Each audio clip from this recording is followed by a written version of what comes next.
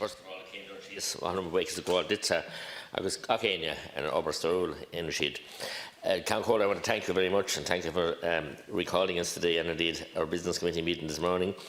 Pretty strange and difficult times. And acknowledging the Taoiseach's address and acknowledge, I suppose, the work the Taoiseach and his ministers, Minister Harris and others are doing, Dr. Tony Holohan, and indeed all their, as has been referenced already, their supporters, all their staff, all the secretarial staff and all their advisors, and indeed all the public servants, both indoors and outdoors, that have continued to work under enormous strain and difficulties, and have made a yen and a yihel, Ninatli Corlic Hera, as has been used here this morning already. It's a very important phrase. And the whole sense of the mehel, as I said here last week, but it's a huge Herculean effort, and has to be done to defeat this beast, as I said, from the East we call it the last beast, but we call this a beast worldwide. It knows no borders, it respects no boundaries, and it's, as we can see, people might think it was for people my age and older. It certainly is not. We see that, and we thank the media as well, you know, for the responsible way they've handled this, especially RT, and indeed our local media, print media, and indeed our local radios. Without those, we wouldn't be able to function now in rural Ireland, and they're a huge benefit, and they must be supported. And I see the Minister of Finance, I'm glad he's here, and thank him as well.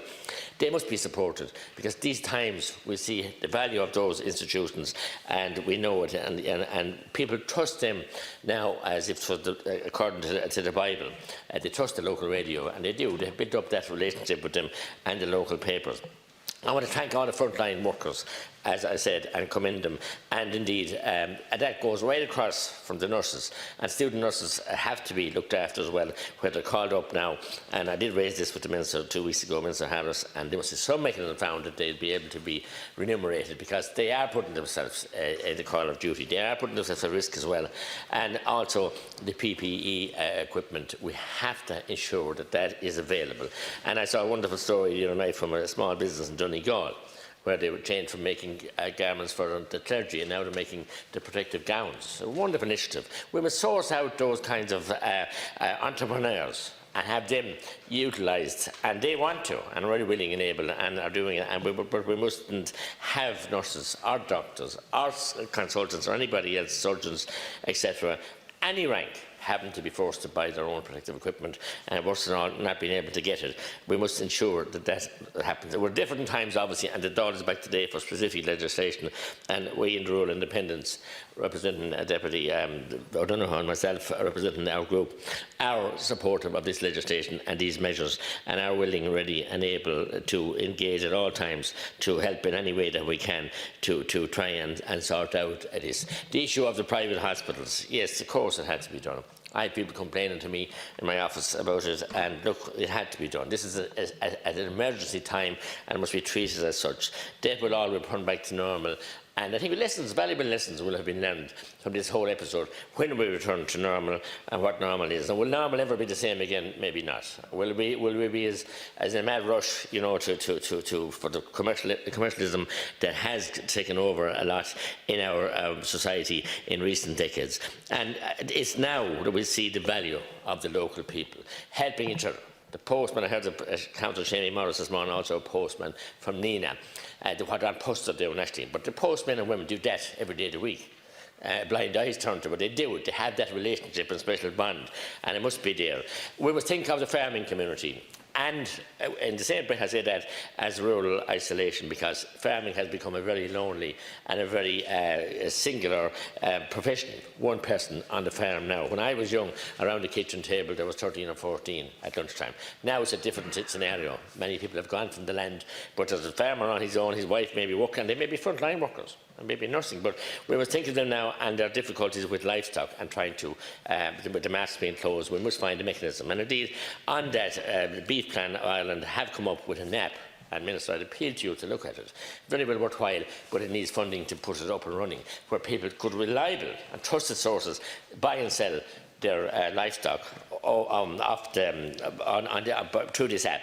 And the calves population, which is huge now, we're just finishing the calving season really, and the lambing season about to start. Nature must continue. Farming must continue. The cows must be milked, and we need the milk and the meat and everything else, and to supply our food chains as well. And to thank all those, the Road Haulers Association Minister, the RSA must be asked, like NCT centres, I believe, should be closed down. They're totally unsuitable. I raised this at the subcommittee on Monday with the Taoiseach and others. The areas are too small to waiting rooms. They're just not suitable.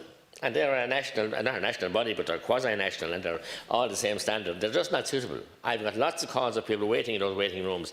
Anyway, it's only half active at the moment because they can't do inspections underneath the car. So I say suspended. Not that I want anyone driving reckless, I don't, but we can't have people to self-isolate and take precautions about distancing. You have them 2 metres inside in those, from one corner to the other of those rooms. And I think they're all a standard. The ones I've been in, I've only been 2, but they're all a standard fit.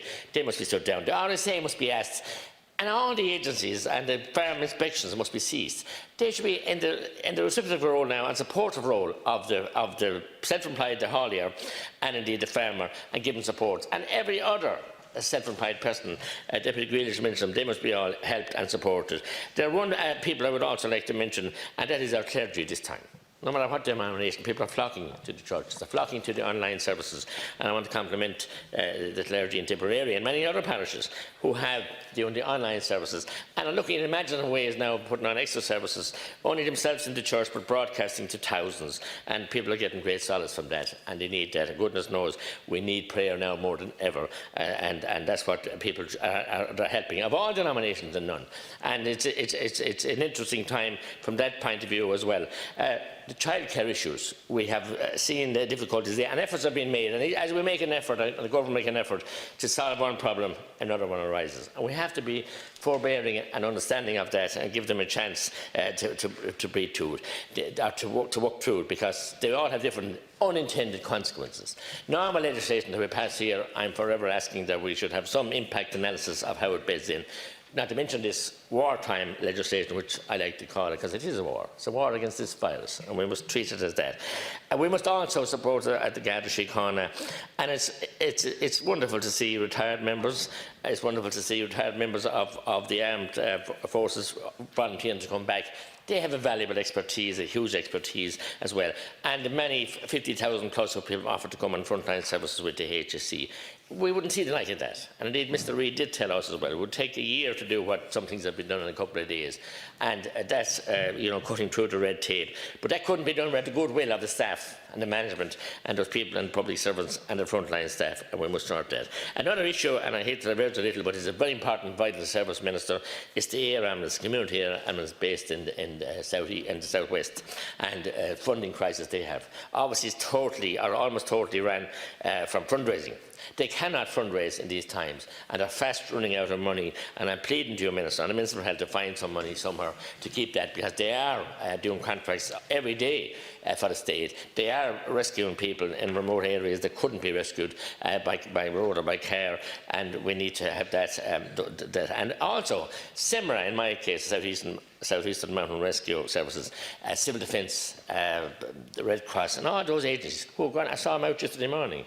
Somebody had fallen and got hurt in a wood. They are on call and will be on call, but I'd ask people not to put themselves in the way of danger, to force them to go out, because they shouldn't be putting themselves in danger, because they have to look after themselves as well. And I appeal as well, Minister, I know the Minister of Coveney is trying to deal with it. There are many, hundreds I suppose, in Australia and other countries, mainly Australia. Some are students who are out there on work permits, some are out there on short-term visas and farming, and the farms have been closed down. They're penniless at the moment and they can't get home. Some have put money together for the flights, they can't get home.